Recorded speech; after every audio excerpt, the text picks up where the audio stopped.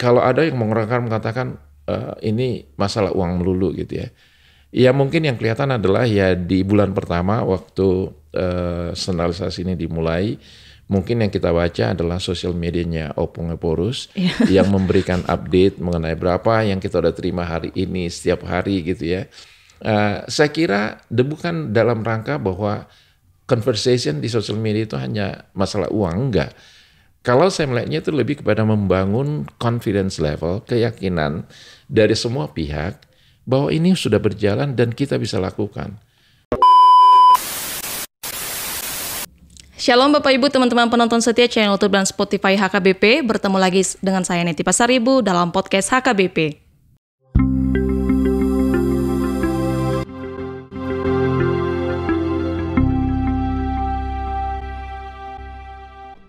Dalam kesempatan ini, podcast HKBP akan berbincang-bincang dengan salah seorang jemaat HKBP yang memiliki segudang prestasi. Namun, dari sekian prestasi yang beliau miliki, saat ini beliau dipercaya menjadi salah seorang tim pembantu BPSK.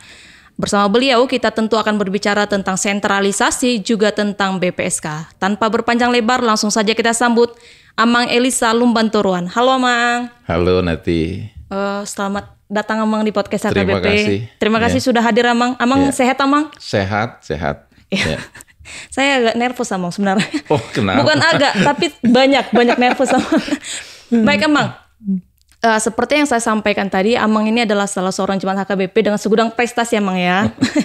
Tapi kita akan banyak berbicara tentang sentralisasi juga tentang BPSK Amang. Tapi sebelum itu, kita tahu bahwa sentralisasi juga BPSK adalah materi yang berat, juga yang hangat diperbincangkan Amang. Di sosial media, juga di dunia nyata. Tapi sebelum itu Amang, kami mau tahu dulu, apa sih kegiatan Amang sehari-hari Amang? Oke.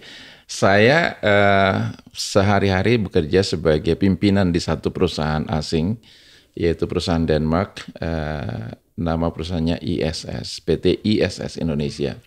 Perusahaan ini bergerak di bidang facility management, dengan jumlah karyawan kita sekarang ini hampir 50.000, yaitu karyawan ISS dan juga mitra KSO kami. Nah ini tersebar di seluruh Indonesia, di lebih dari 250 kota, dan kami mengelola lebih dari 6.000 fasilitas. Perusahaan ini sebenarnya di negaranya, di Denmark, berdiri tahun 1901. Di Indonesia sudah 23 tahun berada di Indonesia. Jadi sudah cukup lama. Itu adalah kegiatan utama saya. Selain itu juga saya adalah komisaris independen di satu perusahaan telco, yaitu PT Indosat. Jadi itu kegiatan. Dan yang ketiga diminta untuk bantu HKBP sudah beberapa bulan ini sebagai ketua pembantu BPSK namanya. Jadi dalam rangka untuk melahirkan atau menjalankan pengelolaan sentralisasi keuangan HKBP. Ya, jadi sebenarnya Amang ini sangat sibuk ya, Mang. Bisa dibilang seperti itu ya, Mang? Betul, sangat sibuk. Terutama juga dengan lokasi di mana kegiatan ini harus dilakukan. Saat ini saya ada di Piaraja, ya tentu urusannya adalah dengan HKBP. Tetapi dengan kemajuan teknologi yang ada, ya yang terutama kita menjadi sangat biasa melakukan kegiatan-kegiatan kita itu melalui suatu fasilitas telekomunikasi. Banyak juga kegiatan ini kami bisa lakukan melalui online meeting dan juga approval bisa kita lakukan secara online juga. Jadi masih tetap bisa dilakukan semua pekerjaan ini pada saat yang sama. Iya, kalau saya boleh tahu, Mang, Amang sebenarnya terdaftar sebagai ruas HKBP mana ya, Mang? Saya ruas HKBP Bogor, ya, yang di Jalan Pledang. Jadi kami di sana udah sejak akhir tahun 2000 ya menjadi jemaat di sana. Sebelumnya kami di jemaat HKBP Kebayoran Selatan. Dan sebelumnya lagi saya adalah kelahiran Borong-Borong. Wow, asli si Borong-Borong ternyata ya. Asli Borong-Borong, HKBP Sabungan. Begini ya Mang, tadi Amang sampaikan bahwa sebenarnya kegiatan Amang sehari-hari ada dua yang besar ya Mang ya, pekerjaan Amang sehari-hari, tapi kemudian dengan mungkin dengan kualifikasi yang Amang miliki, Amang dipercaya menjadi ketua tim pembantu BPSK begitu Amang. Artinya kan bertambah nih Mang kegiatan Amang. Nah, Kita tahu Amang bahwa melalui Sinode Godang ke-66 diputuskan akan melaksanakan sentralisasi keuangan di HKBP. Yeah. Sebagai seorang jemaat HKBP, juga saat ini Amang sebagai ketua tim pembantu BPSK. Apakah menurut Amang sendiri, menurut pandangan Amang sendiri, sentralisasi ini adalah sebuah gerakan kemajuan untuk HKBP atau sebenarnya ada tanggapan lain dari Amang?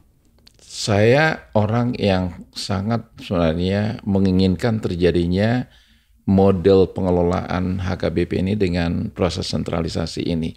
Ini udah dibicarakan di kalangan HKBP sebenarnya udah sejak awal tahun 80-an. Jadi bukan sesuatu yang baru. Dan sudah dibicarakan di beberapa kali Sinode Godang juga. Bahwa hari ini baru bisa terlaksana, saya pikir ini adalah merupakan jalan Tuhan bahwa ini harus terjadi hari ini. Nah, kenapa saya katakan bagus? Kita bisa bayangkan ya, HKBP yang begitu besar, terdiri dari lebih dari 3.700 gereja, ya, terdiri dari 3.700 huria. Tetapi selama ini sebenarnya pengelolaan daripada gereja ini boleh dikatakan lebih bersifat decentralized. Yang mengelola ini secara mandiri masing-masing huria, ya, masing-masing huria. Kalaupun mau ada semacam sentralisasi baru pada tingkat resort. Di luar itu belum. Jadi ini memang adalah merupakan suatu kesempatan yang tidak dimanfaatkan oleh HKBP selama ini. Kita melihat bahwa 3.700 ini gereja ini beragam, ada di kota kecil, bahkan di desa yang sangat tertinggal, ada di kota besar, ya. Nah, kalau sebelum sentralisasi ini, maka saya melihat distribusi daripada penempatan pelayan itu didasarkan kepada kemampuan keuangan daripada huria. Jadi kalau satu huria itu bisa misalnya secara finansial mendukung misalnya pelayan sebanyak 7 orang, maka mereka akan ada 7 pendeta di sana atau 7 pelayan termasuk misalnya Bibelhofro dan lain-lain. Tetapi di sisi lain, gereja yang tidak mampu kemampuan ekonominya, maka saya melihat misalnya tahun lalu ada satu pendeta, seorang pendeta itu bahkan melayani 23 gereja. Ya. Di sini di daerah Silindung atau Toba ini, ya. Nah, ini kan adalah merupakan ketimpangan yang terjadi yang didorong oleh pengelolaan yang secara decentralized. Akhirnya kemampuan keuangan menentukan berapa banyak pelayan yang bisa ditempatkan. Nah, kalau kita lihat misalnya jumlah pelayan juga sebenarnya terhadap rasio jumlah gereja juga masih belum mencukupi. Udah gitu dengan distribusi yang tadi, ada gereja yang bisa punya 7 pendeta, 5 pendeta, 4 pendeta. Di sisi lain, ada seorang pendeta yang harus melayani lebih dari 20 gereja. Itu adalah masalah yang sangat, menurut saya sih sangat kompleks untuk ditangani gitu ya. Nah, dengan sentralisasi ini, maka kita melihat bahwa ketimpangan yang tadi, karena kemampuan daripada keuangan daripada masing-masing gereja ini bisa diatasi. Karena sekarang ini paling tidak untuk pelayan sekarang ini kita bisa melakukannya pengelolaannya secara terpusat. Sehingga kita bisa mendistribusikan atau HKBP bisa mendistribusikan pelayan ini tanpa berpikir bahwa kalau ditempatkan di sana maka nanti balajonya akan kurang. Kalau ditempatkan di sana balajonya akan bisa lebih. Nah, ini adalah sebenarnya suatu hal yang paling baik kalau saya amati dalam 2 bulan pertama sentralisasi ini, bahwa mayoritas pelayan, kebanyakan, boleh saya katakan lebih dari 80% pelayan, itu sudah mengalami peningkatan dari sisi pendapatan. Ya. Jadi kesejahteraan daripada pelayan itu menurut saya udah bisa ditingkatkan secara signifikan. Memang ada beberapa pelayan yang mengalami penurunan, ya. Ini terutama yang terjadi di gereja-gereja yang besar, ya, mengalami penurunan. Tetapi malah saya lihat mereka masih tetap yang tertinggi, ya, walaupun turun, tapi masih yang tertinggi dibandingkan dengan yang lain. Dan yang kedua, kalau dilihat dari pola rotasi daripada pelayan, ya mungkin sekali 4 tahun pasti dirotasi, pasti mengalami juga untuk ditempatkan di huria yang barangkali secara keuangan nggak mampu. Nah, poin pertama adalah mengenai kesejahteraan pelayan, itu bisa kita berikan solusi dengan adanya sentralisasi ini. Walaupun belum mungkin memenuhi keinginan dari semua pihak. Saat ini yang masih tertinggalkan adalah pelayan yang ditugaskan, baik itu misalnya di lembaga maupun di yayasan. Ini masih sedang dikerjakan gitu ya. Tapi secara mayoritas itu sudah mengalami perbaikan dari sisi compensation dan benefitnya. Ini baru pada tataran itu. Nah, selanjutnya nanti barangkali juga sentralisasi keuangan ini kan akan bisa juga membantu huria-huria yang secara keuangan tidak mampu. Beberapa gereja melakukannya. Kayak kami di Bogor misalnya, kami ada program namanya Huria Membantu Huria, di mana Huria HKBP Bogor membantu beberapa huria di Silindung ini atau di Toba yang secara keuangannya nggak mampu. Tapi itu inisiatif dari masing-masing. Nah, dengan sentralisasi ini, inisiatif yang lebih besar itu akan bisa dilakukan. Itu satu dari programnya. Yang kedua, kalau saya sebagai jemaat misalnya, sebagai ruas dari satu huria, sekarang berpikir malah, waduh, sekarang yang biasa saya kasih misalnya, nggak tahu 100.000 atau 200.000 untuk pilihan di gereja saya, itu dulu saya berpikir adalah, saya bisa membantu untuk pengelolaan gereja ini ya secara lokal. Tetapi sekarang pada kondisi yang sama, pada saat kita ke gereja dan memberikan persembahan, maka pikiran kita adalah ya berapapun yang saya serahkan sekarang ini adalah untuk 3.700 gereja, untuk 3.600 pelayan dan pegawai di HKBP. Nah, itu skalanya menjadi sangat besar. Kita merasa sangat bangga untuk berkontribusi ya sekecil apapun, sebesar apapun, tapi kita berpikir dampak yang lebih besar. Itu mungkin yang berbeda. Dan kalau setiap orang, setiap jemaat berpikiran demikian, saya kira juga peningkatan daripada pendapatan dari sentralisasi ini akan meningkat secara tinggi. Ya. Penjelasan Amang barusan itu meyakinkan saya bahwa sentralisasi ini memang sebenarnya bagus, Amang. Dan kebetulan saya menjadi salah seorang admin dari sosial media HKBP yang di dalamnya ada banyak sekali keraguan-keraguan Amang tentang sentralisasi. Ada yang mengatakan misalnya HKBP lalap holan makataita ringat tuh hepeng misalnya dan lain sebagainya. Tapi saya harap Amang Inang yang meragukan tentang sentralisasi, Amang Inang mendengar penjelasan yang barusan disampaikan oleh Amang Elisa Lumbantoruan bahwa sebenarnya sentralisasi ini bagus untuk kemajuan pelayanan dan pelayan HKBP itu sendiri, Amang ya. Betul, justru sebenarnya sentralisasi ini adalah salah satu cara untuk merubah fokus kita dari fokusnya mencari uang kepada pelayanan. Karena dulu salah satu misalnya KPI dari katakanlah pendeta resort atau pendeta huria itu biasanya lebih padat, lebih kental dari masalah uang. Jadi siapa yang bisa berkontribusi besar, maka itulah yang akan dianggap sebagai orang yang hebat. Itu dulu ya.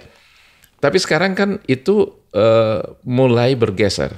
Sekarang ini KPI dari pendeta itu, KPI dari pelayanan itu bukan lagi seberapa besar uang yang bisa dimobilisasi gitu ya. Ukuran-ukuran yang akan diberikan itu nanti adalah misalnya adalah tingkat partisipasi dari jemaat. Jadi kalau misalnya katakanlah di gereja kami jumlah ruasnya mungkin 1.100 kakak gitu ya atau 1.100 orang gitu ya. Yang dilihat per minggu itu berapa orang dari 1.000 orang ini yang datang ke gereja. Berapa orang misalnya di satu sektor atau satu week ini yang datang pada pertanggungan week. Nah, itu yang kalau di kami di ilmu manajemen yang kita sebut sebagai leading indicators. Jadi saat ini kita fokusnya pada leading indicators. Faktor-faktor yang kita bisa ukur sebagai salah satu indikator keberhasilan daripada pelayanan. Keberhasilan pelayanan itu sebenarnya yang paling nyata adalah bagaimana partisipasi jemaat di dalam kegiatan daripada gereja. Nah, partisipasi ini ditunjukkan dengan seberapa banyak orang yang datang ke gereja, seberapa banyak orang yang ruas yang datang ke Partangiangan. Itulah leading indicators. Walaupun tetap saja lagging indicatorsnya adalah jumlah persembahan yang bisa dikumpulkan. Nah, kami berpikir ya itu akan linear. Semakin banyak datang orang ke gereja, semakin banyak persembahan yang akan diterima. Nah, kalau dulu mungkin, kalau saya sih melihatnya, kalau saya sih sebagai pengelola perusahaan gitu ya kami akan berpikir Pareto. Ya, berpikir Pareto ini artinya apa? Ya, sebenarnya kalau ukuran keberhasilan saya adalah jumlah uang yang bisa dikumpulkan, saya mungkin hanya perlu membina hubungan dengan baik, atau bahkan juga mungkin baik-baikin, katakanlah 20-25 orang jemaat terkaya, ya kan?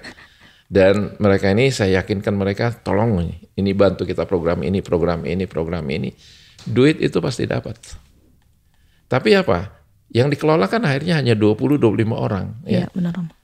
Sementara sebenarnya jemaatnya banyak banget, ribuan. Nah, ini yang berbeda kalau menurut saya sebagai dampak dari sentralisasi ini, di mana pelayan harus fokus pada pekerjaannya, pekerjaan utama, masuk kepada fundamental daripada apa yang disebut dengan pelayanan itu adalah seluruh jemaat.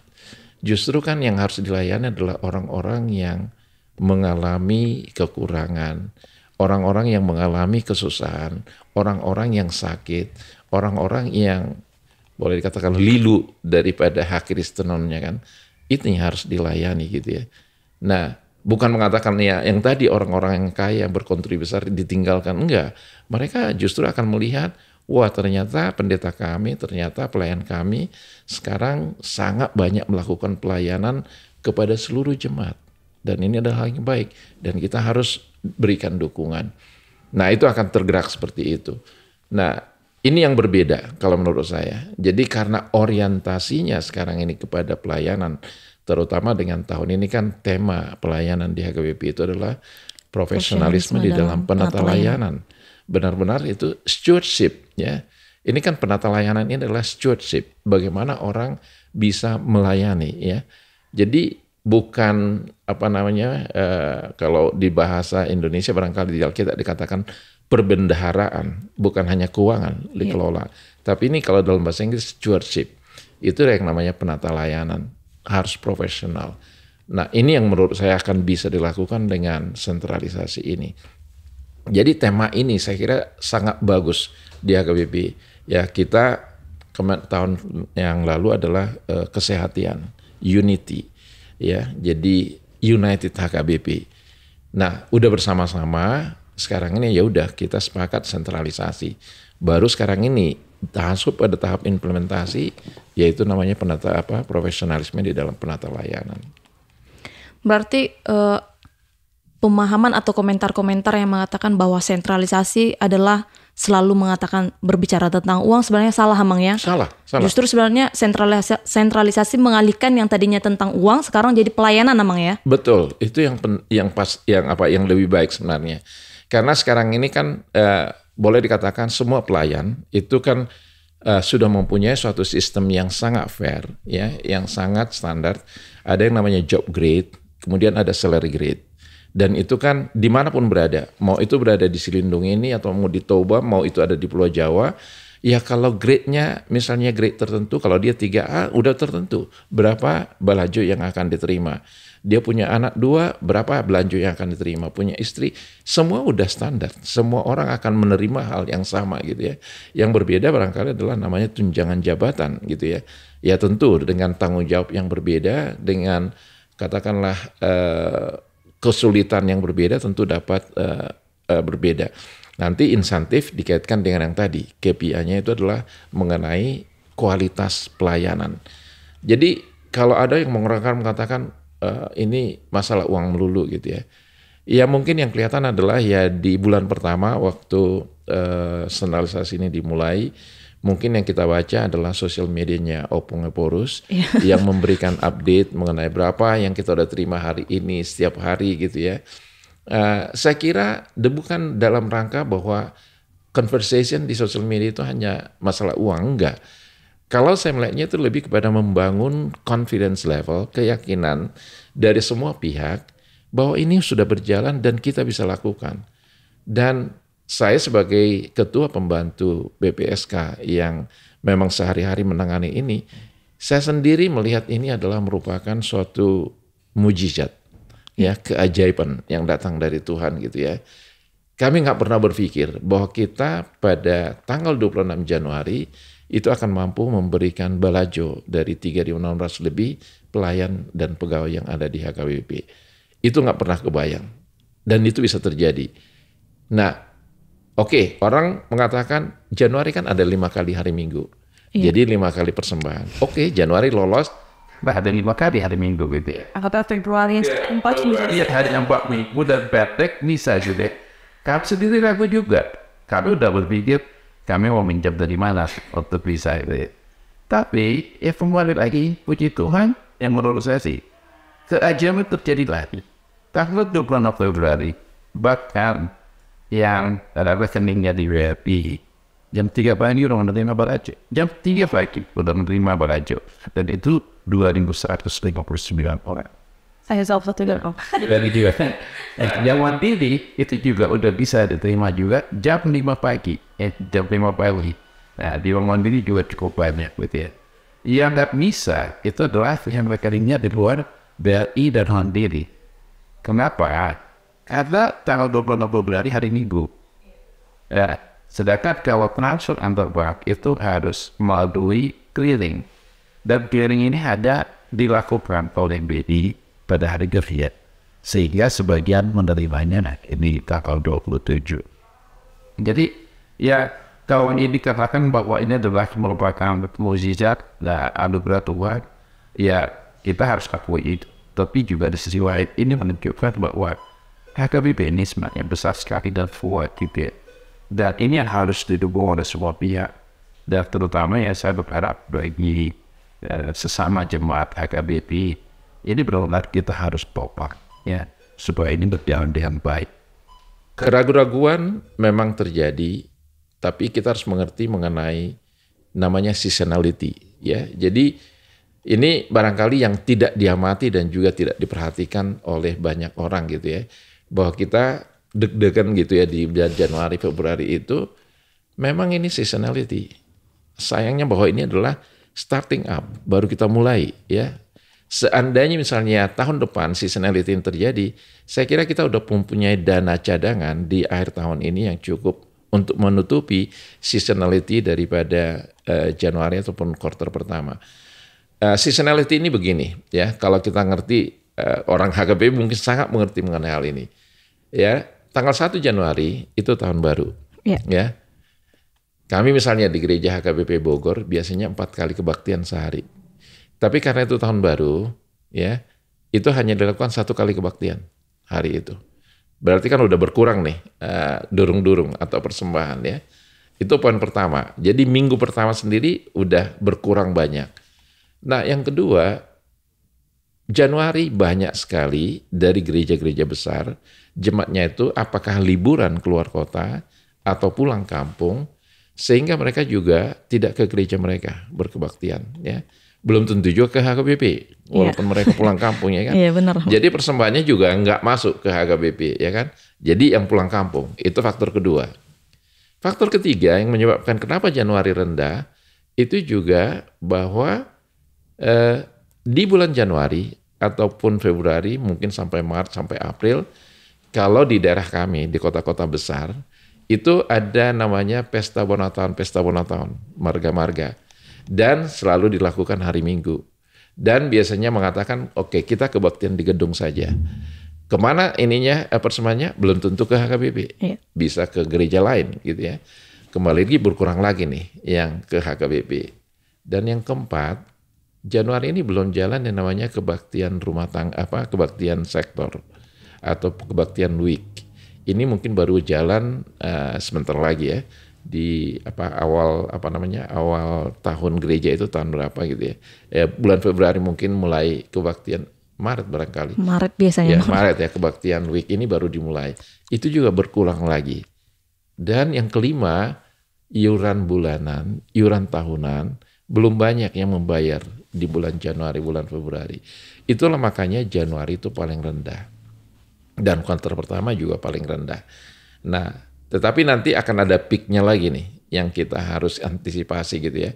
Bulan Juni itu kan akan juga akhir Juni atau awal Juli akan diberikan yang namanya tunjangan tengah tahun, atau yang biasanya untuk uang sekolah atau apa, karena di HKBP saya dengar adalah 14 bulan gaji ya.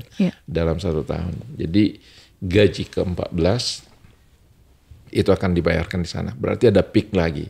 Di Desember nanti gaji ke-13-nya berarti akan peak lagi yang untuk Natal gitu ya. Ini adalah sesuatu yang harus disiasati gitu ya. Nah, apakah kita mengatakan akan gagal bayar di situ? Enggak.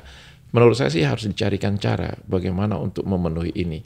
Nah, ini hanya terjadi siklus 1 tahun saja, bahwa ini akan sangat menantang bagi komisioner BPSK yang baru dilantik untuk mensiasati peak yang terjadi di Juni, peak yang terjadi di bulan Desember gitu.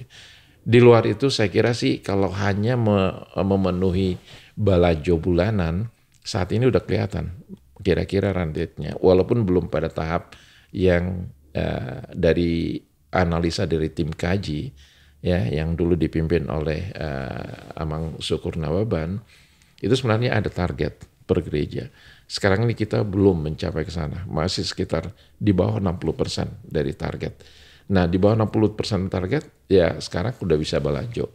Kalau itu mencapai 90%, saya kira nanti akan bisa juga memenuhi kebutuhan dari biaya operasional untuk resort, distrik, dan juga Hatopon. Iya. Walaupun tadi yang Amang sampaikan ada peak-peak di bulan-bulan tertentu, tapi kita tetap optimis sentralisasi bisa berjalan bagus ya, Mang ya? Ya, kembali kita udah mengalami 2 bulan ini. Kalaupun kita mengatakan, oh ya itu by accident, atau kita mengatakan itu adalah hanya anugerah Tuhan atau mujizat Tuhan, saya percaya mujizat Tuhan nggak pernah berhenti. Iya. Itu akan pasti terjadi juga.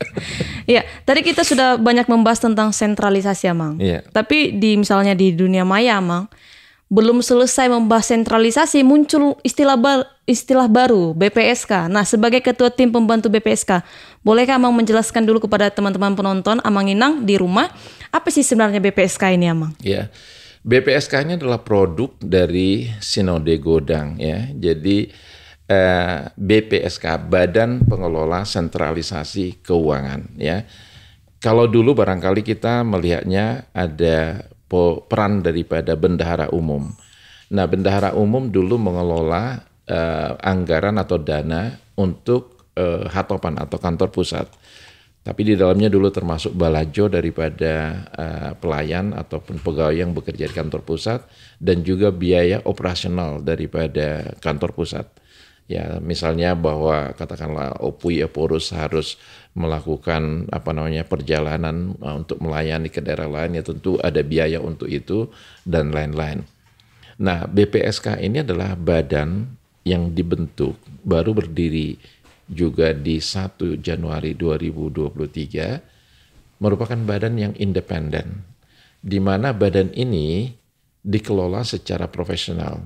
Jadi kita merekrut orang-orang profesional untuk menjadi komisionernya.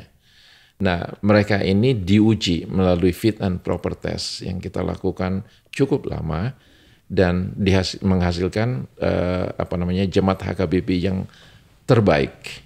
Nah, dan mereka itu dengan latar belakang yang sangat kaya dan juga dengan minat dan juga motivasi yang sangat baik. Itu yang dari BPSK. Nah, BPSK ini laporannya langsung ke pimpinan ya, melalui namanya Dewan Pengawas. Dewan Pengawas ini terdiri dari 5 pimpinan, 3 dari Pareses dan 2 dari anggota MPS. Jadi 10 orang Dewan Pengawas. Mereka lapor ke sana. Dan mereka ini bekerja sama dengan juga Komisi Keuangan, bekerja sama dengan bendahara umum dan bendahara distrik, bendahara resort dan bendahara huria. Nah, mereka hanya melakukan pengelolaan keuangan yang mereka terima melalui aplikasi yang kita udah buat, udah siapkan, aplikasi sentralisasi, dan juga membayarkan balajo sesuai dengan instruksi pembayaran balajo yang diputuskan oleh Biro Kepersonaliaan dan disetujui oleh Sekjen. Tanpa itu mereka nggak akan bisa bayar. Demikian juga pengeluaran uang yang lain. Nah, itu adalah BPSK, Badan Pengelola Sentralisasi Keuangan.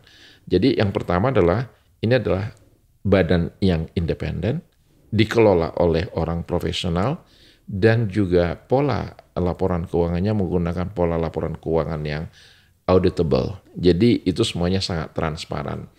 Sekarang ini boleh dikatakan setiap hari itu bisa dimonitor pemasukan dari keuangan daripada HKBP yang ada di sentralisasi, dan bisa dimonitor juga ke siapa saja dibayarkan atau untuk apa saja dibayarkan. Jadi itu adalah BPSK. Jadi BPSK ini jangan dianggap sebagai super body yang bisa dapatkan uang sangat besar, udah gitu nanti akan suka-suka menggunakan. Enggak. Mereka ini sebenarnya boleh dibilang hanya juru bayar, juru tagih, ya, dan semuanya dimasukkan ke dalam bank yang untuk mengeluarkan ini pun harus butuh persetujuan daripada pimpinan. Dan yang diragukan misalnya mengenai BPSK ini nanti menjadi sumber kekuatan baru, itu nggak punya kekuatan apa-apa. Mereka nggak punya kekuatan apa. Bahkan untuk anggaran daripada BPSK sendiri, mereka harus minta persetujuan untuk pengeluarannya dari Sekjen. Jadi BPSK tidak perlu dicurigai emang ya? Enggak. Saya melihat 5 orang komisioner yang kita sudah rekrut dan sudah diangkat ya hari Minggu yang lalu di HKBP Tomang. Itu menurut saya mereka adalah orang-orang terbaik ya. Jadi beberapa dari mereka itu adalah anak dari pendeta, cucu dari pendeta ya. Dan mereka, keinginan mereka untuk mau mengambil pekerjaan ini karena mereka punya pengalaman dari orang tua mereka, di mana orang tua mereka juga pernah ditempatkan di daerah yang kering dan terjadi ya quote-unquote politisasi karena tingkat kemakmuran dari Huriah ini berbeda-beda gitu. Itu salah satu mungkin yang dihindari dengan model yang sekarang ini. Maka orang akan fokus, pelayan akan fokus dari aspek profesionalismenya. Itu adalah badan ini BPSK. Ya, pertanyaan yang paling sering muncul juga Amang. Selain dari Huriah, dari manakah sumber keuangan yang diharapkan oleh BPSK? By design sebenarnya sumber keuangan dari HKBP itu kan sama juga. Jadi BPSK kan sebenarnya pengelola keuangan HKBP secara sentralisasi. Jadi jangan dianggap ini uangnya BPSK, enggak, uangnya HKBP. Bahwa tahap awal ini nama rekeningnya itu rekening Badan Pengelola Sentralisasi Keuangan. Ya saya sudah mengusulkan nanti mungkin 6 bulan lagi dirubah aja. Ini rekeningnya adalah rekening Huriah Kristen Batak Protestan. Ya. Nah kalau sekarang dirubah, masih ada rekening yang lain yang dulu rekening pusat yang namanya rekening HKBP. Jadi untuk transisi fading out dari situ adalah dibuatlah namanya sekarang ini adalah rekening Badan Pengelola Sentralisasi Keuangan. Sumbernya sama dengan yang dulu ya. Jadi ada dari dari badan usaha, ada juga dari lembaga, yayasan, kemudian ada juga dari donasi yang tidak mengikat ya.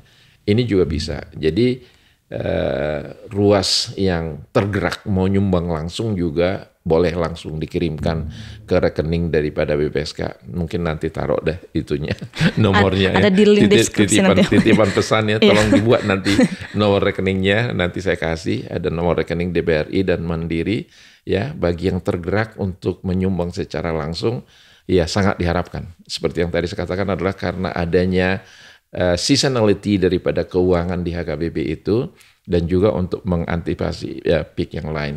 Nah, dari yayasan, dari lembaga, dari badan usaha, ini saat ini masih sedang didiskusikan. Ada hal-hal teknis yang belum bisa diselesaikan. Menyangkut misalnya adalah istilah, menyangkut mengenai nomenklatur, apa yang harus diberikan. Misalnya kalau dari sekolah-sekolah atau sekolah guru huria misalnya, atau sekolah pendeta misalnya, apakah ini bisa dikatakan adalah sisa anggaran misalnya, namingnya, atau sisa hasil usaha dan lain sebagainya. Nah, penamaan ini perlu karena kita mau juga BPSK ini menerapkan konsep-konsep pengelolaan keuangan yang memenuhi governance yang bisa dikatakan adalah pada world class standard. Karena kalau enggak nanti bisa jadi karena terminologi, karena nomenklatur, bisa jadi ini nanti menjadi sesuatu yang taxable. Jadi harus membayar pajak. Sementara HKBP ini adalah satu badan yang bukan pengutip pajak, bukan yang taxable. Jadi itu yang masih pending. Mudah-mudahan di bulan Maret ini mungkin akan bisa diselesaikan mengenai hal itu. Jadi itu adalah sumber pendanaan juga. Nah, donasi itu sekarang ini udah mulai ada donasi ini. Kalau sekarang ini dari misalnya dari badan-badan internasional atau dari manapun juga, ya masih disalurkan atau dari BUMN disalurkan melalui rekening kantor pusat. Tapi dari kantor pusat itu dipindahkan ke rekening BPSK. Tapi seperti yang tadi katakan, bulan-bulan ini atau kuartal ini masih sangat-sangat sedikit kontribusi daripada yang di luar daripada persembahan dari Huria. Ya, artinya sumber keuangannya tidak hanya dari Huria saja, Mang, ya, ada banyak. Ya. Lalu tadi Amang menjelaskan juga seperti ini, bahwa di 2 bulan ini bisa dikatakan setoran yang disampaikan oleh Huria itu hanya sekitar 60%, begitu Amang. Lalu jika kemudian ini berlangsung, kita berharapnya memang akan terus ada peningkatan, tapi kita tidak tahu ke depannya, begitu Amang. Kalau ini terjadi beberapa bulan ke depan, apa solusi yang akan dilakukan oleh BPSK untuk kita kerjakan bersama? Tenang saja, Mang. Tidak dikerjakan hanya oleh BPSK, tapi kita bersama, Mang. Iya, saya sih udah demisioner gitu ya, karena udah ada komisioner yang baru. Nah, tetapi ini akan menjadi tanggung jawab bersama dari semua jemaat HKBP gitu ya. Sekarang kan menurut saya masih ada beberapa Huria yang masih ragu mengenai sentralisasi ini. Atau bukan ragu sebenarnya, kekurang jelasan mengenai nomenklatur baik itu persembahan maupun nomenklatur mengenai peruntukan daripada dana ini. Karena ini ada 45% tinggal di Huria, 55% yang kesentralisasi. Tapi nomenklatur mengenai persembahan apa saja yang harus masuk ke sentralisasi, ini masih ada banyak yang bertanya. Nah, saya menyarankan ya bagi Amang dan Inang yang situa dan juga terutama bendahara, kalau ada keraguan itu sebenarnya di YouTube-nya HKBP itu sangat lengkap, terekam dan bisa dilihat lagi yang pelatihan ataupun training yang dilakukan di akhir tahun lalu. Itu diulangi lagi, dilihat lagi gitu ya. Itu satu. Yang kedua, dalam waktu dekat ini barangkali mungkin setelah serah terima yang udah dilakukan ini akan didistribusikan link daripada drive atau cloud yang menyimpan semua baik itu aturan peraturan maupun tata laksana, menjelaskan secara detail persembahan apa saja yang masuk sentralisasi dan peruntukan untuk cost center apa saja yang 45% yang tertinggal. Nah, dengan demikian barangkali nanti akan semakin yakin mengenai hal ini. Tapi di luar itu yang tadi saya katakan adalah motivasi dari setiap ruas, setiap jemaat mestinya akan makin tinggi untuk memberikan lebih banyak kepada HKBP dengan adanya sentralisasi ini. Kalau dulu masing-masing gereja mungkin berpikir, oke, kita bantu dong. Ada beberapa gereja di di Silindung atau di Toba atau di Humbang yang kurang mampu secara finansial. Sekarang ini dibuka kesempatan nih, ya, oleh sentralisasi ini kita buka kesempatan atau HKBP membuka kesempatan. Ini ada 3.700 gereja yang perlu dibantu. Sebagai gambaran gini nanti ya, dari bulan pertama yang kita analisa, dari 3.700 gereja, itu ada 821 gereja di HKBP yang setorannya 0 atau sangat kecil, sehingga kalau dikumpulkan semua 821 gereja ini, itu hanya berkontribusi 1% dari total dana yang kita kumpulkan di bulan Januari, sekitar ya hampir 32 miliar. Hanya 1% dari 821. Kalau saya mengatakan gereja-gereja ini sebenarnya secara finansial nggak mampu, ya. Kenapa 0? Karena mereka mungkin ya dapat persembahan mungkin hanya 200.000 dalam satu minggu, atau mungkin hanya 100.000. Bagaimana membagi ini 55, 45 gitu ya. Sama, kalau kita total 821 ini juga 1%, ya menurut saya sih mereka nggak nyetor pun nggak pengaruh apa-apa. Ya. Barangkali ke depan berpikir bahwa oke, 821 ini justru sekarang dana sentralisasi harus cukup membantu mereka. Pembangunan gerejanya ataupun, tapi ini belum dibicarakan mengenai hal ini gitu ya. Ini hanya ide aja ke depan ini gitu ya. Nah ini mungkin yang perlu dipikirkan oleh banyak. Nah 80-20 rules ada juga gitu ya. Jadi hampir 30% gereja, jumlah gereja dari 3.700 ini berkontribusi terhadap 70% dana yang terkumpul.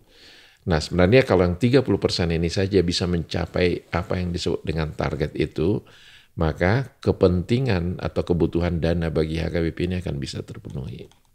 Ya, artinya kalaupun terjadi kekurangan sebenarnya BPSK pun sudah menyiapkan langkah-langkah yang akan diambil lah.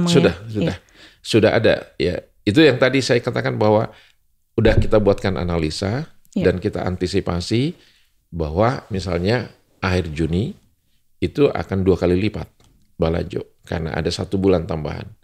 Akhir Desember juga akan 2 kali lipat. Nah di luar ini yang sekarang belum dipenuhi kan adalah biaya operasional dari resort, distrik, dan hatopan. Nah beberapa resort sih membuat inisiatif juga untuk membuat pengumpulan dana dari Huria untuk sementara ad hoc gitu ya.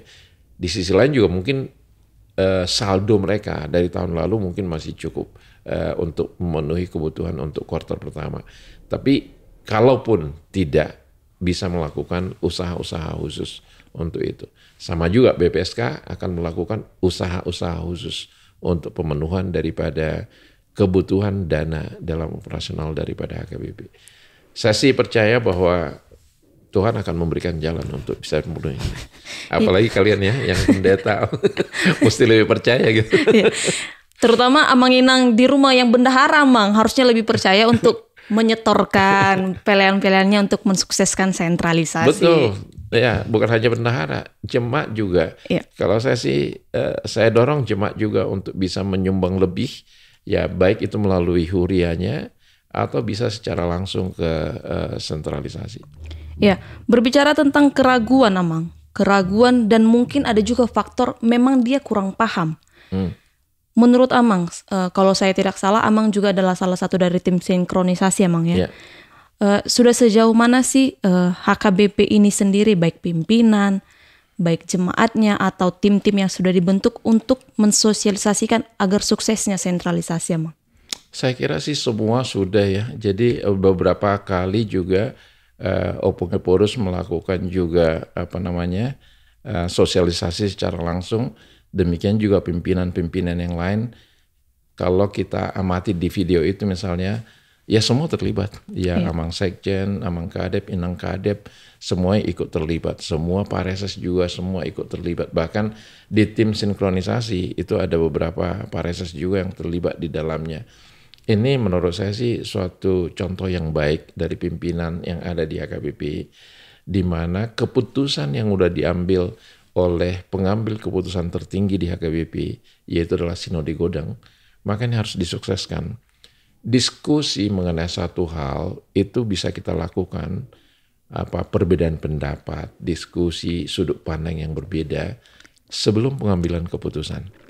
Pada saat keputusan sudah diambil, maka itu adalah keputusan bersama. Tidak lagi pada tataran sekarang ini kita mendiskusikan apakah sentralisasi ini sesuatu yang harus dilakukan atau tidak dilakukan. Ya kalau ada yang berpikir bahwa ini seharusnya tidak dilakukan, ya tunggu deh Sinode Godang nanti yang diputuskan berikutnya. kembali ya Mang ya. Silahkan diajukan di sana. Ya kalau memang itu sesuatu yang akhirnya diputuskan oleh Sinode Godang, semua orang harus patuh terhadap keputusan Sinode Godang. Nah itu caranya berorganisasi ya. Setiap organisasi itu kan ada aturan mainnya gitu ya. Kadang-kadang ada orang juga bertanya gitu ya, yang merasa bahwa gereja kami ini gereja yang kaya, banyak duit gitu ya. Tapi kadang-kadang saya tanya juga, saya tantang juga, berani nggak ganti namanya? Jangan pakai nama HKBP gitu ya. Pakai gereja apa kayak gitu ya. Masih ada nggak jemaat HKBP yang mau datang ke sana? Saya berani yakin mengatakan bahwa nggak akan ada orang yang datang ke sana begitu diganti namanya. Ya, nama HKBP itu begitu kuat. Itu adalah franchise ya yang dipakai, dan udah sewajarnya kita bayar franchise ini. 55% ini adalah franchise fee-nya ya. Itu konsep di situ sebenarnya yang kadang-kadang berpikir orang yang selalu mempertanyakan, tapi ya nggak perlu konsep itu, bahwa ini adalah suatu perubahan yang sangat-sangat baik yang sudah dibicarakan sejak awal 80-an, bahwa akhirnya tahun ini bisa terlaksana. Saya kira ini adalah merupakan suatu kemajuan yang sangat pesat bagi HKBP, dan kita perlu syukuri dan perlu jaga agar ini menjadi sesuatu yang nyata. Dan kalau ini nyata, maka HKBP akan sangat besar dan akan bisa berperan baik itu di Indonesia maupun di dunia. Jadi yang dikatakan dengan HKBP berbuat untuk dunia akan menjadi suatu kenyataan. Kalau dulu kan kita mengecilkan diri, yang besar dikecilkan, sehingga kita menjadi gereja-gereja lokal. Itu yang sayang, dan sekarang udah dirubah, dan menurut saya sih ini adalah sesuatu yang harus didorong, disupport, dan dipelihara. Iya. Jadi untuk Amang Inang yang masih ragu atau yang masih kurang paham terkait tentang sentralisasi, silakan berkunjung ke laman sosial media pimpinan-pimpinan HKBP, juga ke sosial media Hore Kristen Batak Protestan, karena ada banyak sekali sebenarnya penjelasan-penjelasan terkait sentralisasi agar kita sama-sama mendukung dan memberikan tindakan nyata untuk sentralisasi ini, Amang ya. Lalu seperti ini, Amang, setelah berjalan 2 bulan, Januari dan Februari, apakah sebagai ketua tim pembantu BPSK, Amang sudah melihat ada indikasi-indikasi dari sentralisasi keuangan yang perlu direvisi? Saya kira terlalu dini untuk kita bicara mengenai revisi ya, karena kalau menurut saya sih menjalankan apa yang udah disepakati saja, ini menurut saya sih udah bagus. 2 bulan pertama terbukti bahwa HKBP berhasil untuk melakukan sentralisasi ini. Ya, kalaupun dikatakan nggak 100%, ya susah ya. Dimanapun pasti selalu ada yang tidak ikut ya. Dan biasanya korban perubahan ini yang tidak ikut ini akan tenggelam ya. Justru yang ikut perubahan ini yang menurut saya sih akan makin bagus, akan makin maju. Jadi terlalu dini untuk bicara revisi perubahan mengenai format daripada sentralisasi ini. Kalau saya sarankan paling tidak untuk tahun ini dilaksanakan as is dulu. Memang udah dijadwalkan dari tim sinkronisasi mengusulkan dilakukan review pertama adalah di akhir Maret. Jadi setelah 3 bulan dilakukan review pertama. Tapi itu lebih kepada sebenarnya mengenai apa sih yang menjadi target dari masing-masing huria. Target dari huria ini kan yang dihasilkan oleh tim kaji ini itu berdasarkan historical 2019, 2020, 2021. Berdasarkan itulah ditentukan ini menjadi target dari masing-masing huria. Mungkin lebih real kalau kita lihat nanti Januari, Februari, Maret. Itu mungkin udah memberikan pola, dari situ mungkin akan bisa dibuatkan berapa targetnya. Dan kalau kita lihat dari seasonality-nya, ya barangkali nanti bisa dibuat permodelannya mengenai target. Hanya itu. Yang kedua, yang akan dilakukan review mengenai overall sentralisasi ini baru nanti sekitar bulan September, Oktober. Dan saya kira juga akhirnya nanti rekomendasinya juga kalaupun ada perubahan, baru mungkin di Sinode Godang yang akan datang. Ya. Dan Sinode Godang yang datang kan memang di 2024. Saya kira itu adalah tahapan-tahapannya. Ya, selain keraguan dan ketidakpahaman tadi ya Mang, ada juga titipan-titipan dari belakang yang mengatakan kami nggak perlulah Inang mengirim balanjo karena ke tempat kami nggak dikirim kok pelayan. Ada juga yang mengatakan seperti ini ya, Amang. Kami nggak perlulah Inang mengirim pelean karena ternyata BPSK tidak memberikan dana untuk kami operasional di resort dan lain sebagainya. Nah, sebagai ketua tim pembantu BPSK Amang, pertanyaan terakhir saya adalah apa harapan Amang untuk jemaat, untuk KKBP, untuk pelayan terkait tentang sentralisasi ini melihat faktor-faktor yang tadi saya sudah sebutkan Amang. Iya, jadi memang kita harus kembali lagi kepada esensi daripada sentralisasi ini.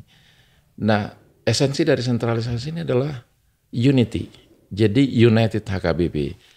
Sama, jadi kalau tadi mengatakan bahwa kami nggak dapat manfaat dari sentralisasi ini. Iya. Di sisi lain kan ada juga gereja-gereja yang selama ini udah sangat mandiri sebenarnya juga. Ya tanpa sentralisasi kami udah bisa juga mandiri ini. Ngapain kami harus berkontribusi ke yang lain gitu ya. Jadi ini adalah ekstrim di kiri dan di kanan yang mungkin terjadi gitu ya. Sama juga gitu ya. Ini adalah masalah unity.